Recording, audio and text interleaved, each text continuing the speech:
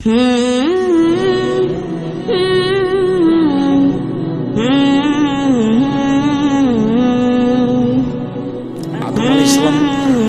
থেকে উঠে দেখলেন একজন সুন্দরী মেয়ে পাশে বসে আছেন। তো আদম আলাইহিস সালাম হাত বাড়ালেন, তখন ফেরেশতা বলছেন থামেন। তো আদম আলাইহিস সালাম বলছেন কেন? ফেরেশতা বলছেন মোহর দিতে হবে। তো আদম আলাইহিস সালাম বলছেন মোহর কি? তখন ফেরেশতা বললেন মুহাম্মদ সাল্লাল্লাহু আলাইহি সাল্লামের উপরে 1000 বার দুরূদ পড়ে দিতে হবে। তো 1000 বার দুরূদ পড়ে দিয়ে আদম আলাইহিস সালাম বউ হালাল করলেন। আর আল্লাহ বলছেন যে আমি আদমকে সবকিছু শিখিয়ে দিয়েছি। সব কিছু দুনিয়াতে যা কিছু আছে, পৃথিবীতে সবচেয়ে বড় পণ্ডিত হলেন আদম আলাইহিস সালাম।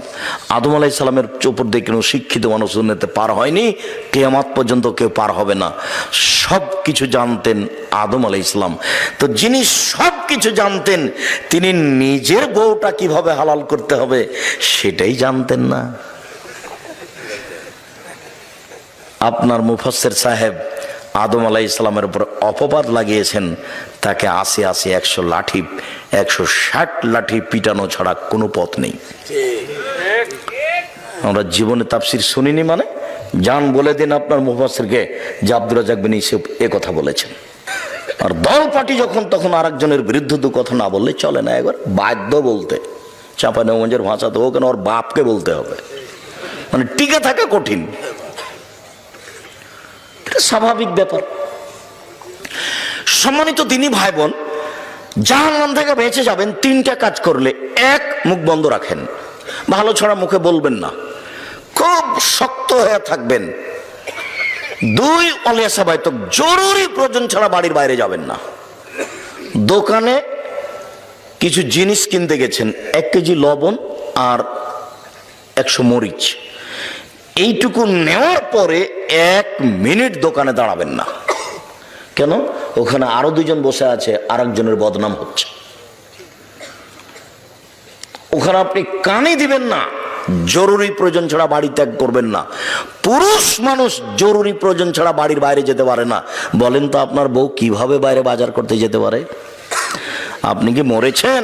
আপনার বড় ছেলে কি মরেছে কাপুরুষ? বউ কেন বাজারে? বউ কেন বগুড়া যাচ্ছে? বগুড়া বাজারে তো মহিলাদের ঠেলে ভিতরে ঢোকা যায় না। তো কারো কি স্বামী নাই? সবাই কি স্বামী মুক্ত মহিলা? কারো স্বামী নেই, কারো ভাই নেই। কেন কেন যাবে সে? কই আমাদের তো চলে, বছর বছর যাবত চলে, আমাদের চলছে তো, আমরা তো দুনিয়াতে বেঁচে আছি, আমাদের তো কোনোদিন বাজারে যাওয়া লাগে না, আমরা তো এই দুনিয়াতে আছি বেঁচে, কোনো সমস্যা হয় না। আপনার কেন সমস্যা? আপনার কেন বউ যাবে বাজারে? ও কেন কাপড় কিনতে যাবে? ও কেন জিনিস কিনতে যাবে? পুরুষ মানুষ আপনি জরুরি প্রয়োজন ছাড়া বাড়ির বাইরে যাবেন না, জান্নাত হবে। 3, পাপের জন্য কাঁদবেন। রাসূল সাল্লাল্লাহু আলাইহি ওয়াসাল্লাম বলেছেন কেউ যদি আল্লাহর ভয়ে কাঁদে তাহলে ওর জাহান্নামে যাওয়া ওইরকমই অসম্ভব গাভীর বাঁট ওলান বান থেকে দুধ বের করে ভিতরে ঢোকানো যেমন অসম্ভব। সুবহানাল্লাহ। গাভীর বাঁট বান থেকে চাপ দিয়ে দুধ বের করে ভিতরে ঢোকানো যাবে? এইটা যেমন অসম্ভব, আল্লাহর ভয়ে কাঁদে যে তার জাহান্নামে যাওয়া তেমনি অসম্ভব। 3টা কাজ করেন, জান্নাত হবে, জাহান্নাম থেকে বেঁচে যাবেন। আপনি বেঁচে গেলেন। এখন পরিবার, কয়েকটা জিনিস পরিবারকে জাহান্নাম থেকে বাঁচাতে হবে। 1, পরিবারের ছেলে মেয়েকে শিরক করতে দেওয়া যাবে না।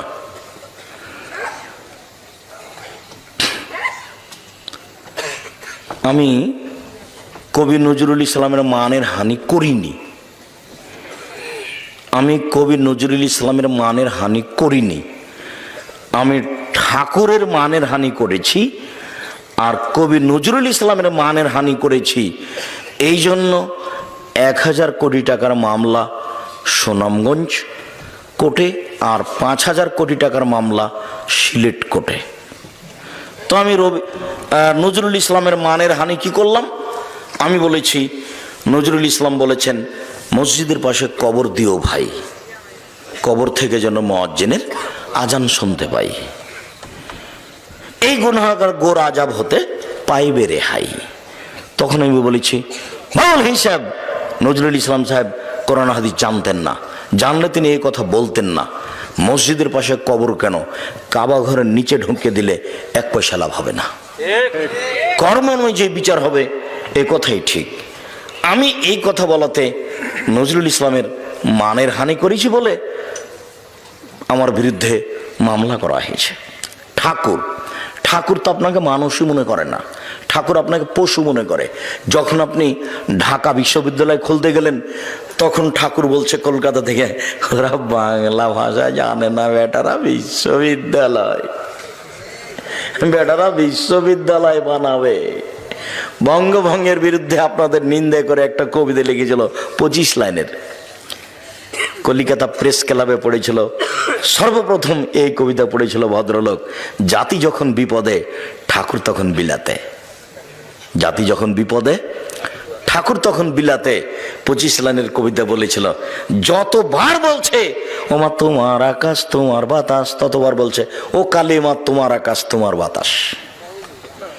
কোনোদিন পড়ে দেখেছেন? কোনোদিন বিবেচনা করেছেন? তখন আমি বলেছি তোর বাপের আকাশ। কি তো বুঝতে পারলাম না, আমি নাকি ঠাকুরের নিন্দা করলাম, তাই মামলা করলো। যে না ভুল হিসাব, আমি তা করিনি, আমি নিন্দা করব কেন? আমি বলেছি শরীয়তে এরকম নয়। ছেলে মেয়েকে শিরক থেকে বাঁচাতে হবে। জাহান্নাম থেকে বাঁচালে 1 নম্বর বাপের প্রয়োজন, ছেলে মেয়েকে শিরক থেকে বাঁচানো। লোকমান হাকিম বলছেন, বোনাইয়া ও আমার আদরের ছেলে, লা তুশরিক বিল্লাহ, আব্বু আল্লাহর সাথে শিরক করো না, ইন্না শিরকা লাযুলমুন আযীম, শিরক হচ্ছে সবচেয়ে বড় পাপ। পাপের জগতে সবচেয়ে বড় পাপ হলো শিরক। ছেলে মেয়েকে শিরক মুক্ত করতে হবে। পরিবারকে যেতে দিতে হবে না কবরের কাছে। কবরের কাছে কিছু পাওয়া যাবে না। কবর থেকে কোনো জিনিস কাউকে ছেলে দিতে পারে না। কবরের কাছে মানত মারা যায় না। মহাস্থান কবরে গরু জবাই করা যায় না, ছাগল মুরগি দেওয়া যায় না, সেখানে মানত মারা যায় না। যারা মেনেছে মানবে তারা মুসলমান নয়, তারা খারেজ হয়ে গেছে ইসলাম থেকে, তাদের জান্নাতের কোনো পথ নেই। বিচারের মাঠে আল্লাহ তাআলা আদম সন্তানকে সামনে বলবেন, বিচারের মাঠে আল্লাহ উপস্থিত হবেন। যখন আদমের ছেলে মেয়ে উপস্থিত হবে, তখন আল্লাহ বলবেন, ইবনে আদম লাতাইতে নবী করাবের যে খাতায়া সুমা লাকিতা আলাইনা তুশরিফ শায়া লাতিত কবে করাবে মাগফিরা। এ আদমের ছেলে মেয়ে শোনো, আজকে যদি তোমরা আকাশ জমিন পরিমাণ পাপ নিয়ে উপস্থিত হয়ে থাকো, তোমাদের পাপ আর পাপ, আকাশ জমিন একবার পরিপূর্ণ হয়ে আছে পাপে, আমি তোমাদের এই পরিমাণ ক্ষমা নিয়ে উপস্থিত হয়েছি যদি শিরক না থাকে।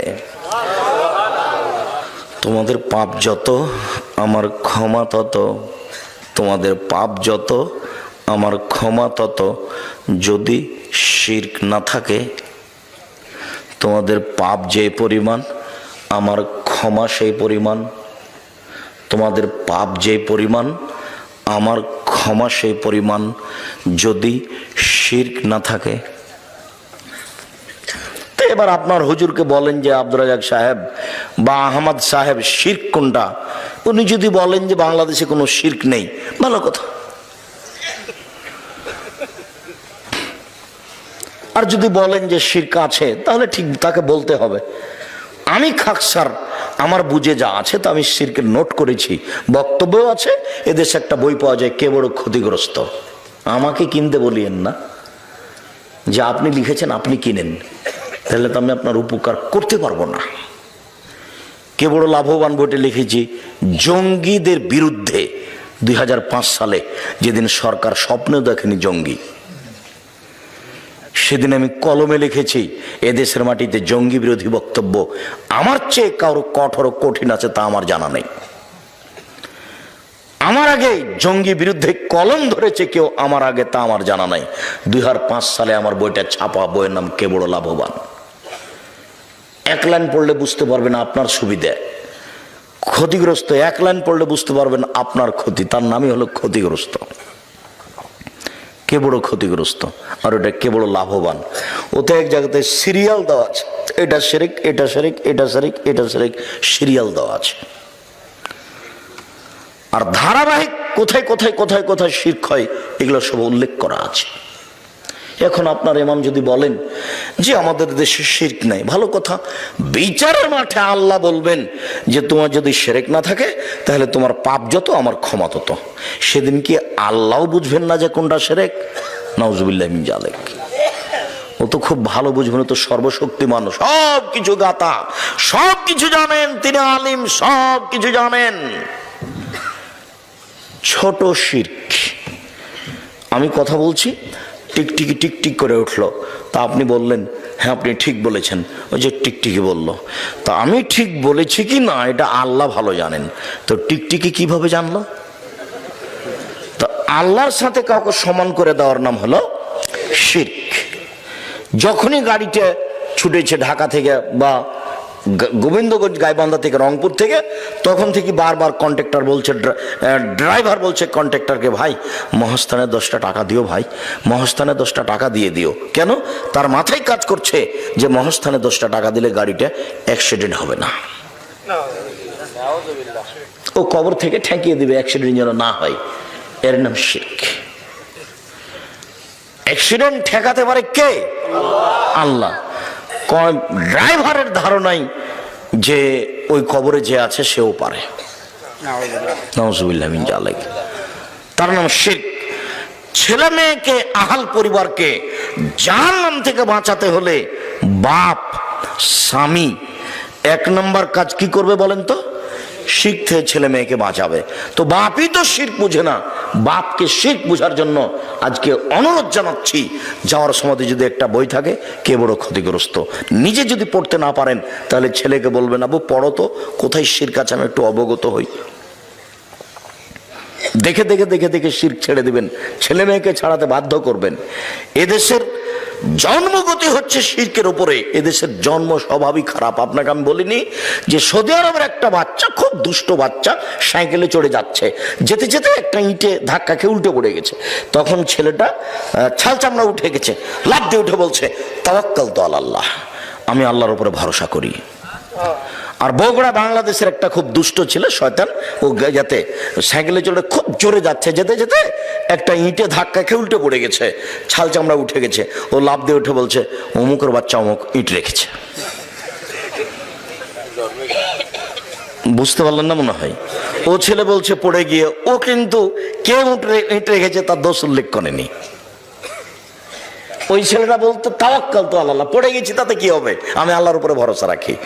আর এই ছেলেটা বলছে অমুকের বাচ্চা অমুক ইট রেখেছে। এ তাওয়াক্কালতু আলাল্লাহ, আল্লাহর উপরে ভরসা রাখে আমি, এই কথাই জানে না, ওর জন্মসূত্রই এরকম নয়, মাও জানে না বাপও জানে না, এমনিতে চলছে। ওর বাপ বিবাহ দিয়েছে ছেলের, তাই বউয়ের কাছে গেছে, তাই বাচ্চা হয়ে গেছে, এই জন্য বাপ। ও কিভাবে বাপ হয় সেটা তার জানা নাই, কিভাবে মা হয় তার জানা নাই। একটু আমি ভুলে যেতে পারি, এখানেই দুটা কথা বলে যাচ্ছি, একটা মাকে আর একটা বাপকে। এক, বাপ মান কারাত লাহু ওয়ালাদা, মান ওয়ালাদা লাহু ওয়ালাদান, কারো যদি ছেলে মেয়ে জন্ম নেই, ফাল ইহসান ইসমাহু, সেজন্য তার সুন্দর নাম রাখে। বাপ যেন ছেলে মেয়ের একটা সুন্দর নাম রাখে। তো তার ছেলেটার নাম লিটন, লিটন বলেই ডাকছে বাপ। বাপেরও স্বভাব ভালো নয়, মায়েরও নয়। তার আবার বলছে যে ভালো নাম আর একটা আছে, ডাকে খারাপ নাম বলে, আর ভালো নাম আর একটা আছে। তার মানে গতি স্বভাবই উল্টা। সুন্দর নাম রাখতে হবে। ও আদাবাহু, সুন্দর শিষ্টাচার দিতে হবে। শিষ্টাচার তো বাপ মায়ের জানা নাই, শিষ্টাচার কাকে বলে একটু পরে আমরা আসছি। ফাইজা বালাগা, ছেলে মেয়ে যখন বড় হয়ে যাবে, ফলে ইজবে জহু, বাপ তার বিবাহ দিয়ে দিবে। ফাইজা বালাগা, ছেলে মেয়ে যদি বড় হয়ে যায়, ওলা মিজবে জহু, যদি বাপ তার বিবাহ না দেয়, ফাইন আসাবা ইসমান, ওই ছেলে মেয়ে যদি পাপ করে, ফাইন ইসমলা আবিহে, সে পাপ তার বাপের হবে। ক্লাস শিশুতে মেয়েটাকে ভর্তি করেছেন, যায় আসে, পঞ্চমে উঠেছে তখন মেয়েটা যুবতী, অষ্টমে উঠেছে তখন মেয়েটা যুবতী, ওই পোশাকে যাচ্ছে। এখন যত মানুষ দেখছে, সমস্ত মানুষের যত পাপ হচ্ছে তত পাপ আপনার মেয়ের হচ্ছে, ওই পরিমাণ পাপ আপনার হচ্ছে, সমান সমান। এক পাপ 3 ভাগে বিভক্ত, যে দেখেছে সেই, আর মেয়েটা আর মেয়ের বাপ, কারোটা কম হবে না। এবার আপনার মেয়ে আজিল হক কলেজে পড়ছে, ভালো, ও আবার গেছে এতে চিল্লে গেছে লন্ডন, মেয়ে এখানে পড়ছে। ধর্ম পাগল মনে হচ্ছে এদের কাছে। কি করে হয় এটা? হয় কি করে? এটা চলে কিভাবে? আল্লাহ ভালো জানে। উপস্থিত বৈঠকের দিনই মুসলিম বোন শোনেন, আপনাকে বলছে, হ্যাঁ মেয়ে কথা বলছো কেন? তোমার মাথায় কাপড় নেই কেন? শরম করো না? তুমি ইতস্তবোধ করো না? লজ্জাবোধ করো না? একটা দিনই বৈঠকে এসেছো, তোমার মাথায় কাপড় নেই কেন? উপস্থিত বৈঠকের মুসলিম বোন এদিকে শোনেন, এদিকে খেয়াল করেন। আপনার গল্প শুনতে আসেনি, শুধু আপনাকে বলছি খাস করে এই কথাটা। আগেরটা বললাম আপনার স্বামীকে। আপনার স্বামীর উচিত ছিল জন্মের 7ম দিনে আকিকা দিয়ে নাম রাখা। 7 দিনের দিনই আকিকা হতে হবে। 7 দিনের আগে বাচ্চা মারা গেলে আকিকা দিতে হবে না। 7 দিন পার হয়ে গেলে আকিকা দিতে হবে না। আকিকার গোশত বাপ মাই খাবে, অন্যরাকে দেওয়া যায়। আকিকার পশুর কোনো শর্ত নেই, শিষ্টাচার দিতে হবে বাপকে। বাপকেই বলে দিতে হবে, আব্বু আব্বু বাড়িতে যখন ঢুকবা তখন সালাম দিয়ে ঢুকবা, আব্বু এটা শিষ্টাচার, সালাম দিয়ে ঢুকবা। সালাম দিয়ে ঢুকুনি? আর বেটা আমাদের গাভীটা যখন আমরা গোহালে নিয়ে যাই তখন তো সালাম দেয় না, ও যে গরু, ওকেও সালাম দেবে, তো তুমিও দেওনি, তো তুমিও কি গরু? বুঝেও বুঝে না ওরা, অন্তর আছে বুঝে না, দেখেও দেখে না ওরা, চক্ষু আছে দেখে না, শোনেও শোনে না ওরা, কান আছে শোনে না। উলায়েকা কালানাম, তারা পশু প্রাণীর মতো, তারা গরু ছাগলের মতো, তারা কুকুর শ্রীগেলের মতো, ভালো হওয়া যাল বরং তার চেয়ে খারাপ। গরু ছাগল যখন গোহালে যায় তখন সালাম দিতে পারে না, ও সালাম দেওয়ার বস্তু নয়। কিন্তু আপনি দিবেন, আপনিও দিলেন না। আল্লাহ এখন বলছেন, তুমি কি গরু ছাগলের মতো হয়ে গেছো? তুমি দিলে না কেন? পরের বাক্যে যে আল্লাহ বলছেন যে কুকুর শ্রীগেলের চেয়ে খারাপ, এইটা কে? এটা তোমার বাপ। আব্দুর রাজ্জাক সাহেব, আপনাকে অনেক সম্মান করি, আমার বাপ কুকুর শ্রীগেলের চেয়ে খারাপ, এই কথা বলছেন কেন? আপনাকে খুব ভালোবেসে নিয়ে এসেছি, কথা একটু বিবেচনা করে বলেন, নাহলে আমরা খুব কষ্ট পাবো। আমার বাপ কুকুর শ্রীগেলের চেয়ে খারাপ, এই কথা বলছেন কেন? আমি তোমার আব্বাকে কুকুর শ্রীগেলের চেয়ে খারাপ বলিনি, তবে তোমার দাদা মরা 10 বছর হলো। এটা বগুড়া নয়? হ্যাঁ, বগুড়ার স্বভাব আমার খুব ভালো জানা আছে। তোমার দাদা মরা 10 বছর হলো, তোমার দাদার জমি জায়গা তোমার বাপ সকালে পাবে আর তোমার ফুফু বিকেলে পাবে, এরকম না? একসাথে একসাথে। তো 10 বছর থেকে তোমার বাপ জমি খাচ্ছে, কই তোমার ফুফুকে তো দেয়নি। তোমার বাপ যদি কুকুর শ্রীগেলের চেয়ে খারাপ না হয় তাহলে খারাপ কে? তুমি আজকে তোমার বাপকে বলে দিও, আব্বা ভাগ্য ছাড়া দুনিয়াতে আসিনি, ভাগ্য নিয়ে এসেছি আব্বা। ভাগ্যে যদি জমিদারি থাকে জমিদারি করেই খাবো, ভাগ্যে যদি ভিক্ষা করা থাকে ভিক্ষা করেই খাবো, ফুফুর জমি খাবো না। এই কথা তোমার বাপকে বলিও, সন্ধ্যা হতে তোমার ফুফুকে যেন তোমার বাপ জমি ভাগ করে দেয়। দিতেই হবে, তোমার বাপ দিতে বাধ্য। তোমার বাপের বিচারের মাঠে দেরিতে হবে। যে জাকাত ওসর দেয়নি, ধানের ওসর দেয়নি, টাকার জাকাত দেয়নি, সেও জালেম, তোমার বাপও জালেম। তো ওসর দিল না তো জালেম কিভাবে? ও ফকিরের টাকা মেরে খেয়েছে, এই জন্য। ওসর যদি কেউ খেয়ে নেয়, না দেয়, তাহলে ধানের ওসর, তাহলে কার ধানটা মেরে খেলো? ফকিরের। ও তো ধানটা তো ওর নয়, ওই ধানটা কার? ওটা ফকিরের। তো এটা তোমার বাপ মেরে খেলো, তোমার বাপের বিচার দেরিতে হবে, জালেমের বিচার দেরিতে হবে, তোমার বাপেরও বিচার দেরিতে হবে। তোমার বাপ তোমার ফুফুর জমি মেরে খেয়েছে, আর দেরিতে বিচার মানে বুঝো, বিচারের মাঠে ভালো মানুষের বিচারের সময়সীমা হলো ফরজ সালাতের সমান। ধরে নাও মাগরিব সালাতের 3 রাকাত সালাত, 3 রাকাত, তা আদায় করতে কতক্ষণ লাগবে? 5-7 মিনিট। জোহরের 4 রাকাত সালাত কত সময় লাগবে? 5-10 মিনিট। তাহলে বিচারের মাঠে ভালো মানুষের বিচারের সময়সীমা হলো 5 মিনিট, 7 মিনিট, 10 মিনিট, 1 ওয়াক্ত সালাত আদায় করার সমান। আবার আল্লাহ নবী বলেছেন যে যার বিচার দেরিতে হবে ওর চেয়ে যার বিচার তাড়াতাড়ি হবে ও 500 বছর আগে যাবে। তো এক যদি বিচার হতে 3 দিন দেরি হয়, তাহলে তোমার বাপকে ঠেকে থাকতে হচ্ছে 1.5 লক্ষ বছর। অথচ বিচারের মাঠে ভালো মানুষের সময়সীমা কত? 5 মিনিট, 7 মিনিট, 10 মিনিট। মানে মূল কথাটা মনে থাকবে তো? ভালো মানুষের বিচারের সময়সীমা কত বলেন তো? 1 ওয়াক্ত ফরজ সালাত আদায়ের সমান। তা আমরা ফরজ সালাতের একটা সময় ধরলাম যে এরকম হতে পারে। কথা বুঝতে পেরেছেন তো? আল্লাহর নবী ফরজ বিচারের মাঠের সময়সীমাটা কি দিয়ে বুঝিয়েছেন? ফরজ সালাতের সময় দিয়ে বুঝিয়েছেন। আবার বলেছেন যে গরিব মানুষ 500 বছর আগে চলে যাবে ধনী মানুষের। আবার বলেছেন একদিন সমান 50,000 বছর। আবার বলেছেন জালেমের বিচার দেরিতে হবে। যেমন যে সুদ খেয়েছে তার বিচার দেরিতে হবে। কেন? বিচারের মাঠে একটা রক্তের নদী বানানো হবে, দিয়ে ওই লোককে ফেলে দেওয়া হবে, দিয়ে তার মুখের উপরে পাথর মেরে থেকে মারতে থাকা হবে। চলবে চলবে চলবে, তার মানে বিচার তার পরে হবে, চলবে। কত দিন দেরি হবে আল্লাহ ভালো জানে। তারপরে বিচার হয়ে জাহান্নাম না জান্নাত। ও সুদ খেয়েছে সেজন্য বিচার মাঠে এইভাবে। একটা লোক যাকাত দেয়নি, তো তার ধান শস্যকে সব তার কাঁধে তুলে দেওয়া হবে। ও কাঁধে করে নিয়ে ঘুরবে ঘুরবে, কতদিন ঘুরবে। আবার তার ধান টান যা আছে ওকে সাপ বানিয়ে দেওয়া হবে, গলায় তুলে দেওয়া হবে, বারবার দংশন করবে আর চলতে থাকবে। কতদিন দেরি হবে আল্লাহ ভালো জানেন। আবার যদি সেগুলো গরু ছাগল মহিষ হয়, তাহলে ওকে ফেলে দিবে, দিয়ে তখন গরু ওকে শিং দিয়ে গুতাতে থাকবে আর পা দিয়ে ডলতে থাকবে।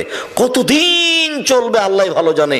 যদি 3 দিন দেরি হয় তোমার বাপের ওসর না দেওয়ার কারণে বিচারের, তারা 1.5 লক্ষ বছর দেরি হলো। আর ওইদিকে তোমার বাপ জালেম, তোমার ফুফুর জমি তোমাকে দেয়, তোমার বাপ দেয়নি, তাহলে ও তো কুকুর সিরের চেয়ে খারাপ। ওর বিচার কত দেরিতে হবে আল্লাহ ভালো জানে।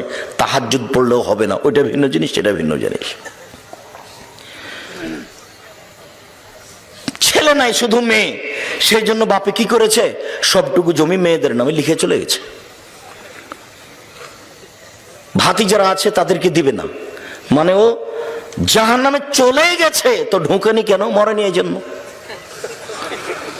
মরলেই জাহান্নামে যাবে, তার বাঁচার কোনো পথ নাই। কেন? ও জালেম, ও হক নষ্ট করেছে। ভাতিজাদের হককে কি করেছে? নষ্ট করেছে।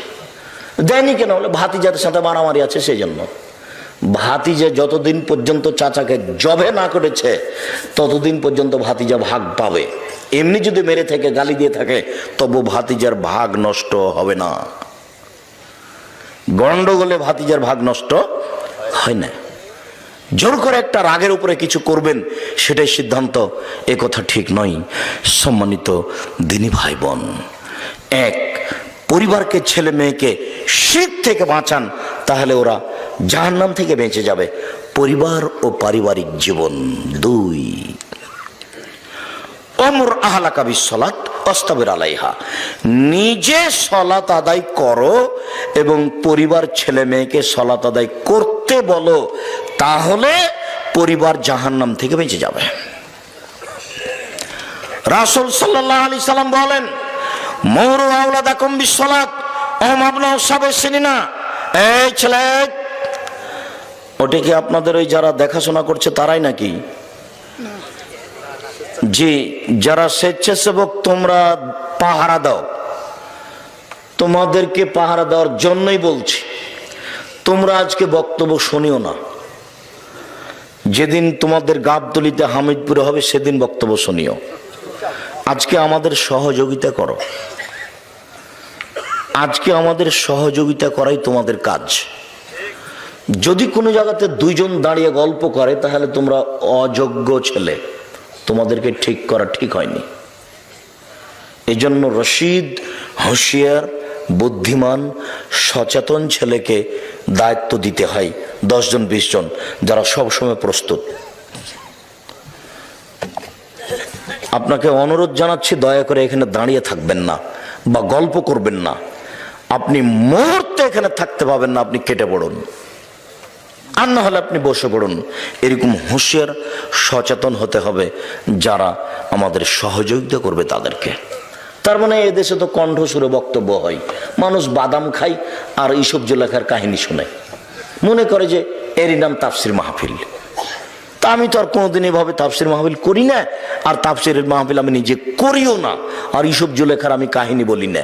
আল্লাহে, আল্লাহর কসম, আল্লাহে, আল্লাহর কসম, আমি 90 সাল থেকে নিয়ে এখন পর্যন্ত কোনোদিন অপ্রয়োজনীয় বাক্য বলিনি, আমি কোনোদিন কেচ্ছা কাহিনী বলিনি, আমি কোনোদিন কোনো মাযহাবকে নিন্দা করে কথা বলিনি, আমি কোনোদিন কোনো ব্যক্তিকে নিন্দা করে কথা বলিনি। আমি বলেছি 95% জন বক্তা মিথ্যুক, আমি বলিনি ইনি মিথ্যুক, এ কথা আমি বলিনি। 98% জন মুফাসসির মিথ্যুক, আমি এ কথা বলেছি, তবে আমি বলিনি ইনি মিথ্যুক, এ কথা আমি বলিনি। যদি আপনার মুফাসসিরের ব্যাপারে সন্দেহ হয় যে আব্দুর রাজ্জাক সাহেব আমার মুফাসসিরকে বললেন না কি, তাহলে আপনার মুফাসসিরকে নিয়ে এসেন, আপনার মুফাসসিরের বক্তব্য আমার সামনে চালু করেন, আপনাকে আমি দেখাচ্ছি কোথায় কোথায় ভুল, কোথায় কোথায় ভুল। আর না হলে যদি আপনি পরীক্ষা করতে চান আপনার মুফাসসিরকে, তাহলে এদেশে একটা বাংলা তাফসির পাওয়া যায় ইবনে কাসির, বিশাল। তো আপনাদের মুফাসসির এখানে এসে তাফসির করে গেছেন সূরা রাদ 1 থেকে 10 আয়াত। এবার আপনি ওই বাংলা তাফসির ইবনে কাসির খুলেন, দিয়ে দেখেন তার বক্তব্য, ক্যাসেটটা চালু করেন আর বক্তব্য দেখেন এখানে ইবনে কাসিরে, দেখবেন যে একটাও মিল নেই। কোথা থেকে যে কি করলো, রংপুর, দিনাজপুর, লালমনিরহাট, নীলফামারী, ঢাকা, চিটাগাং, সিলেট, তারপরে বলছে আরো 2 দিন লাগবে। এর নাম তাফসির। আমার চাচাতো ভাই একদিন চাঁপাইনবাবগঞ্জে তাফসির শুনে গেছে, মারা গেছে, আল্লাহ তাকে মাফ করুক। উনি আমাকে বলছেন, আজকে যে তাফসির করলো, এই তাফসির তোরা জানিস না। আচ্ছা ভাই, কি তাফসির করলেন? না না, ওসব তাফসির তোরা জানিস না, একবারে ব্যতিক্রম তাফসির। আচ্ছা কিছু বলবেন তো, সেটা কি? তো বলছে যে শোনো, আদম আলাইহিস সালাম ঘুম থেকে উঠে দেখলেন একজন সুন্দরী মেয়ে পাশে বসে আছেন। তো আদম আলাইহিস সালাম হাত বাড়ালেন, তখন ফেরেশতা বলছেন থামেন। তো আদম আলাইহিস সালাম বলছেন কেন? ফেরেশতা বলছেন মোহর দিতে হবে। তো আদম আলাইহিস সালাম বলছেন মোহর কি? তখন ফেরেশতা বললেন মুহাম্মদ সাল্লাল্লাহু আলাইহি সাল্লামের উপরে 1000 বার দুরূদ পড়ে দিতে হবে। তো 1000 বার দুরূদ পড়ে দিয়ে আদম আলাইহিস সালাম বউ হালাল করলেন। আর আল্লাহ বলছেন যে আমি আদমকে সবকিছু শিখিয়ে দিয়েছি, সবকিছু, দুনিয়াতে যা কিছু আছে, পৃথিবীতে সবচেয়ে বড় পণ্ডিত হলেন আদম আলাইহিস সালাম। আদম আলাইহিস সালামের উপর দিয়ে কোনো শিক্ষিত মানুষ দুনিয়াতে পার হয়নি, কিয়ামত পর্যন্ত কেউ পার হবে না। সব কিছু জানতেন আদম আলাইহিস সালাম। তো যিনি সব কিছু জানতেন, তিনি নিজের বউটা কিভাবে হালাল করতে হবে সেটাই জানতেন না। আপনার মুফাসসির সাহেব আদম আলাইহিস সালামের উপর অপবাদ লাগিয়েছেন, তাকে 80 100 লাঠি, 160 লাঠি পিটানো ছাড়া কোনো পথ নেই। আমরা জীবনে তাফসির শুনিনি মানে? যান বলে দিন আপনার মুফাসসিরকে যে আব্দুর রাজ্জাক বিন ইউসুফ এ কথা বলেছেন। আর জীবনে যেন আপনার উস্তাদ আর কোনোদিন তাফসির না করে, তার একটা ঘটনায় যথেষ্ট, যে জীবনে কোনোদিন তাফসির করতে পাবেন না উনি। তাফসির কি জিনিস তার জানাই নাই, কি করে একটা তার নামে মিথ্যা ঘটনা করে দিল। ঠিক এইরকমই যে আব্দুল কাদের জিলানী রাহিমাহুল্লাহ চলে যাচ্ছেন উপর দিকে, কোথায় যাচ্ছেন? আল্লাহর বিচার ভুল হয়ে গেছে, ঠিক করতে যাচ্ছে। আল্লাহর বিচার হলে একজনে ঠিক করতে যাচ্ছেন, এগুলো মানুষে বলছে। একদিন বগুড়া, এটা তো বগুড়াতে না, ওটা বগুড়া কোথায়, বগুড়া কোথায়, ওটা একটা কামেল ফাজেল, জি জামিল মাদ্রাসা নয়, ওটা আপনার বগুড়া ড্যামাজানের ওইদিকে নগর মাদ্রাসা, জি জাযাকাল্লাহ খায়ের। নগর মাদ্রাসায় একজন মুফাসসির বলছেন যে আব্দুল কাদের জিলানীদের বাড়িতে একজন ভিক্ষুক ভিক্ষে চাইতে এসেছে। তখন আব্দুল কাদের জিলানীর মা ভিক্ষে দিয়েছে। তো ফকির আব্দুল কাদের জিলানীর মাকে দেখে আসক্ত হয়েছে। তো আব্দুল কাদের জিলানীর মাকে এখনো বিবাহ করবে বা খারাপ কিছু। তখন আব্দুল কাদের জিলানী মায়ের পেট থেকে বাঘ হয়ে বের হয়েছে, দিয়ে তাকে হত্যা করেছে। এখন তো আর কেউ জিজ্ঞাসা করলো না যে আচ্ছা আব্দুল কাদের জিলানী বাঘ হয়ে মায়ের পেট থেকে বের হয়ে ফকিরকে হত্যা করলো, তো ফকির তো তার মাকে হত্যা করেনি, হত্যার বদলে হত্যা, এটা তো হারাম। তাহলে আব্দুল কাদের জিলানী জন্ম হওয়ার আগেই মানুষকে মেরে দিয়েছে, উনি তো জন্ম হলে আর বিচে দুনিয়াতে থাকতে পাবেন না। কেন? কেসাসে তাকে কি করতে হবে? হত্যা করতে হবে। এক। দুই, আব্দুল কাদের জিলানী মায়ের পেট থেকে বাঘ হয়ে তো বের হলেন, ঢুকলেন কিভাবে? এখনো তো প্রসাবের সময় হয়নি। মুফাসসির জনগণের সামনে এভাবে তাফসীর করছেন, জনগণ চুপ আছে, নগর মাদ্রাসার ঘটনা নকল করছে। অবাক হতে হবে, অবাক। আমি বলিনি ইনি মিথ্যুক, আমি বলেছি শতকরা 98 জন মুফাসসির মিথ্যুক। আল্লাহর কসম, আমি জাতিকে ফাঁকি দিতে আসিনি। জাতিকে ফাঁকি দিয়ে আমি পরকাল হারাতে রাজি নই, এ কাজ আমি করতে চাই না।